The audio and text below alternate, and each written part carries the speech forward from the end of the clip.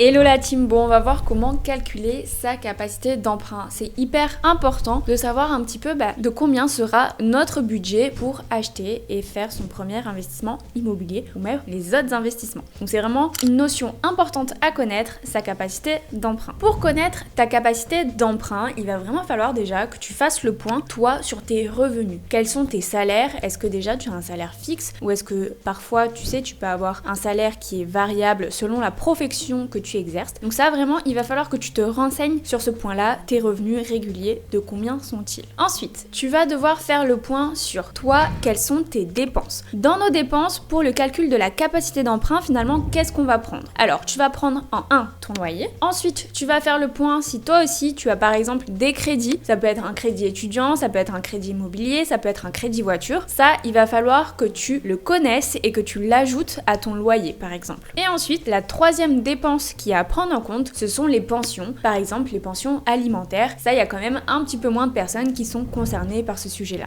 Maintenant que tu connais, toi, tes revenus, que tu connais tes dépenses, tu vas tout simplement prendre tes revenus et tu vas soustraire tes dépenses. Tu vas obtenir, grâce à ça, un résultat. Je pense que tu as déjà entendu parler des 35%. Les 35%, c'est le taux maximal qui est régi par les normes HCSF et que tu ne vas pas pouvoir dépasser. C'est-à-dire que tu vas prendre tes revenus moins tes dépenses, tu vas avoir un résultat. Et sur ce résultat, toi, pour savoir ta mensualité maximum que tu vas pouvoir dépenser chaque mois, en fait, tu pourras pas aller au-delà de ces 35%.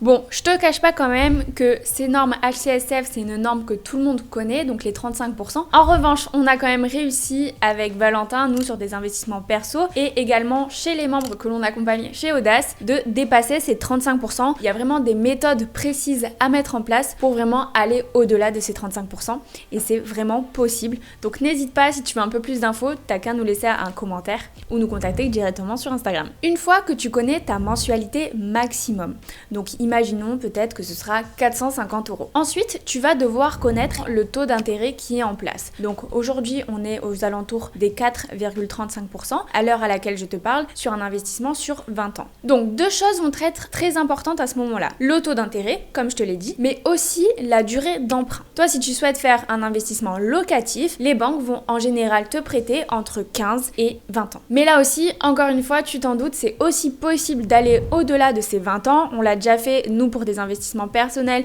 on est allé sur des investissements avec 25 ans en durée d'emprunt et il y a aussi des membres de l'Académie Audace qui ont réussi à atteindre ces 25 ans. Mais à savoir qu'en général, les 25 ans, c'est surtout réservé aux personnes qui souhaitent faire des investissements pour des résidences principales. Finalement, grâce à ta mensualité, ton taux d'intérêt et également la durée d'emprunt, tu vas pouvoir, toi, calculer ta capacité d'emprunt maximum. C'est-à-dire te dire, par exemple, sur 20 ans, je vais pouvoir faire un prêt qui s'élève à, par exemple, 200 000 €. Et donc, ces 200 000 €, le jour où je vais aller les demander à la banque, ils me permettront d'investir, par exemple, dans un appartement avec 4 chambres que je pourrais louer, par exemple, 1 600 € par mois, donc auprès de 4 étudiants que je mettrai en colocation. Et donc, on sera clairement sur un investissement quand même rentable. Donc tu l'as compris clairement, ta capacité d'emprunt, elle te permet de connaître ton budget, elle te permet de commencer à faire tes recherches, tes visites, mais aussi tu vas pouvoir arriver chez le banquier avec un dossier bancaire hyper carré, lui dire directement, moi mon coco, je sais combien je vais pouvoir investir et ça c'est hyper intéressant. Bon bien sûr, faudra éviter d'appeler le banquier mon coco, c'était une façon de parler.